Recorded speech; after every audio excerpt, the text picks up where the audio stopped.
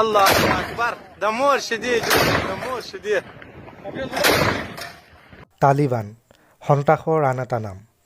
সমগ্ৰ আফগানিস্তান দখল কৰি বৰ্তমান শাসনৰ বাঘজৰীডাল নিজৰ দখললৈ অনা এটা সন্ত্ৰাসবাদী সংগঠন। নমস্কাৰ বন্ধুসকল, আপোনালোকে চাই আছে মোৰ চেনেল বায়োগ্ৰাফী আৰু আজি আমি জানিবলৈ চেষ্টা কৰিম তালিবান কি আৰু ইয়াৰ উৎপত্তি কেনেকৈ হৈছিল। তালিবান শব্দৰ অৰ্থ হৈছে ছাত্ৰৰ দ্বাৰা গঠিত সংগঠন বা ছাত্ৰ সংগঠন। তালিবানৰ প্ৰতিষ্ঠাপক হৈছে মহম্মদ ওমাৰ আৰু মহম্মদ ওমাৰে মাত্ৰ 50জন ছাত্ৰ লগত লৈ 1994ত এই সংগঠনটো জন্ম দিছিল।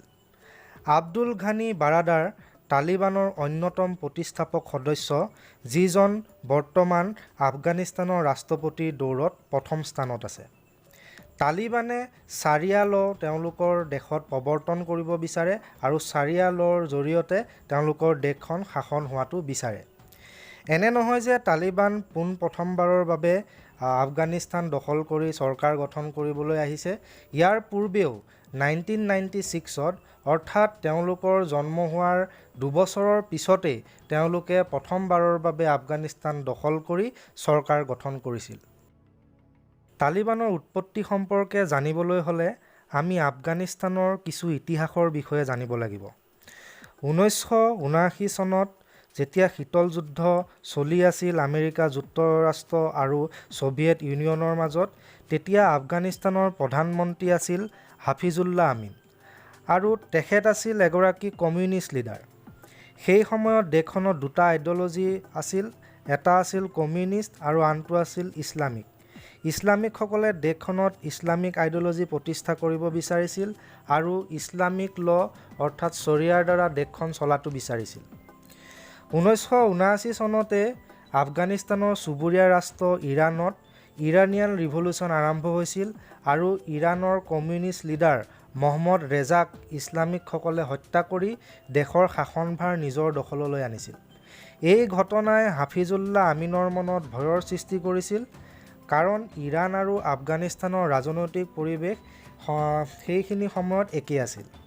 সেয়েহে আমিনে ইছলামিকসকলক সন্তুষ্ট কৰিবৰ বাবে বহুতো মছজিদ বনাইছিল, কোৰাণ মানুহৰ মাজত বিতৰণ কৰিছিল আৰু ৰাজহুৱা স্থানত বক্তব্য ৰাখোঁতে আল্লাহৰ নাম ল'বলৈ আৰম্ভ কৰিছিল, যদিও তেওঁ কমিউনিষ্ট আছিল।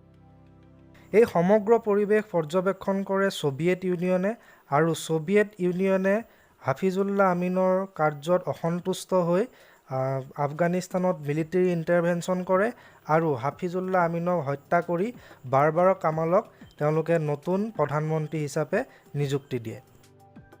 ছোভিয়েট ইউনিয়নে মূলতঃ দুটা কাৰণত আফগানিস্তান দখল কৰিছিল। প্ৰথম কাৰণটো হৈছে আদৰ্শগত আৰু দ্বিতীয় কাৰণটো আছিল ৰাজনৈতিক, কাৰণ সেইখিনি সময়ত ছোভিয়েট ইউনিয়ন আৰু আমেৰিকা যুক্তৰাষ্ট্ৰৰ মাজত এখন শীতল যুদ্ধ চলি আছিল।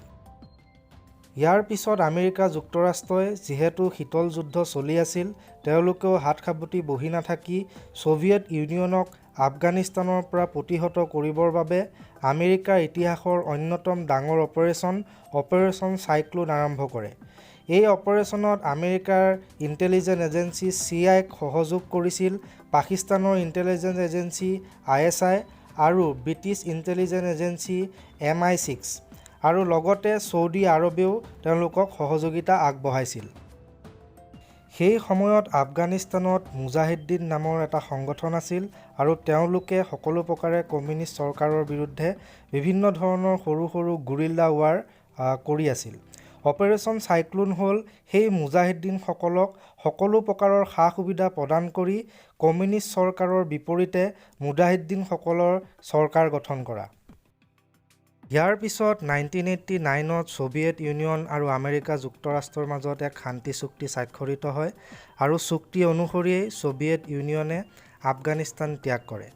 কিন্তু সেই শান্তি চুক্তি উলংঘা কৰি আমেৰিকা যুক্তৰাষ্ট্ৰই মুজাহিদ্দিনক সকলো প্ৰকাৰৰ সা সুবিধা প্ৰদান কৰি থাকে আৰু তাৰ ফলশ্ৰুতিতে 1992ত মুজাহিদ্দিন সংগঠনটোৱে চৰকাৰ গঠন কৰিবলৈ সক্ষম হয় আৰু সেই চৰকাৰৰ লিডাৰ হিচাপে নিৰ্বাচিত হয় বুৰহানুদ্দিন ৰাব্বানী।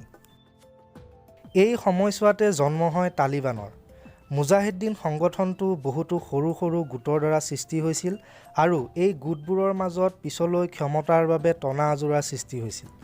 পাস্তুনসকলো ইয়াৰ মাজৰ অন্যতম আছিল আৰু এওঁলোকৰ পৃষ্ঠপোষকতাতে পিছলৈ তালিবানৰ জন্ম হৈছিল। গঠন হোৱা 2 বছৰৰ পিছতে তালিবানে 1996ত আফগানিস্তানৰ ৰাজধানী কাবুল দখল কৰে আৰু শাসন চলায়। প্ৰথম অৱস্থাত জনসাধাৰণৰ বৃহৎ সহযোগ লাভ কৰিছিল তালিবানে। কিন্তু সময় বাগৰাৰ লগে লগে তালিবানৰ কুৎসিত ছবিখন মানুহৰ মাজলৈ আহে আৰু জনসাধাৰণৰ অপ্ৰিয় হৈ পৰে তালিবান। তালিবানে নিজৰ শাসনকালত এনেবোৰ বস্তু বেন অৰ্থাৎ বৰ্জন কৰিছিল যিবোৰ মানুহে কল্পনাও কৰিব পৰা নাছিল। Cinema, TV, music, football, internet আদি সকলোবোৰ তেওঁলোকে বৰ্জন কৰিছিল আৰু মহিলাৰ ওপৰত কৰা নিৰ্যাতন তেনে নগণ্য হৈ পৰিছিল। 2001 চনত আমেৰিকাৰ ইতিহাসত এটা অতি বৃহৎ সন্ত্ৰাসবাদী আক্ৰমণ হয়, যাক আমি 9/11 বুলি জানো। এই আক্ৰমণ সংঘটিত কৰিছিল ওছামা বিন লাডেনৰ নেতৃত্বত আল কায়দা নামৰ এটা সন্ত্ৰাসবাদী সংগঠনে আৰু তালিবানে এই আল কায়দাক ৰক্ষণাবেক্ষণ দিয়া বুলি অভিযোগ উত্থাপন হয়। ইয়াৰ পিছতে আমেৰিকাই তালিবানৰ বিৰুদ্ধে যুদ্ধ ঘোষণা কৰে আৰু তালিবানক শাসনৰ পৰা উফৰাই পঠাই আফগানিস্তানত গণতান্ত্ৰিক চৰকাৰ গঠন কৰে। আৰু এতিয়া প্ৰায় 20 বছৰৰ মূৰত আমেৰিকাই নিজৰ সেনা উভতাই অনাৰ পিছতে তালিবানে পুনৰ আফগানিস্তান দখল কৰিছে। আমেৰিকাৰ আফগানিস্তান ত্যাগ কৰাৰ মূল কাৰণ আছিল আৰ্থিক। আমেৰিকাই খবৰ অনুসৰি প্ৰায় $2 ট্ৰিলিয়ন ইতিমধ্যে আফগানিস্তানত খৰচ কৰিছে। লগতে হাজাৰ হাজাৰ আমেৰিকাৰ সেনাই ইতিমধ্যে তালিবানৰ বিৰুদ্ধে যুদ্ধ কৰি নিজৰ প্ৰাণ হেৰুৱাইছে। সেয়া যি কি নহওক, বৰ্তমান বাস্তৱটো হ'ল যে তালিবানে পুনৰ আফগানিস্তান দখল কৰি চৰকাৰ বনোৱাৰ যুঁজা আৰম্ভ কৰিছে আৰু তালিবানৰ বিৰুদ্ধে কোনোবা দেশ যে আকৌ আগবাঢ়ি আহিব তাৰ আশা যথেষ্টহীন। আমি আশা কৰোঁ যাতে তালিবানে আগৰ ভুলৰ পৰা শিক্ষা লৈ এইবাৰ যাতে নিজৰ নাগৰিকক অত্যাচাৰ নকৰি সকলোকে লগত লৈ দেশ চলায়। আফগানিস্তানত যাতে নাৰী সুৰক্ষিত হয় তাকেই আশা কৰি মই মোৰ ভিডিঅ'টো ইমানতে সমাপ্ত কৰিছোঁ।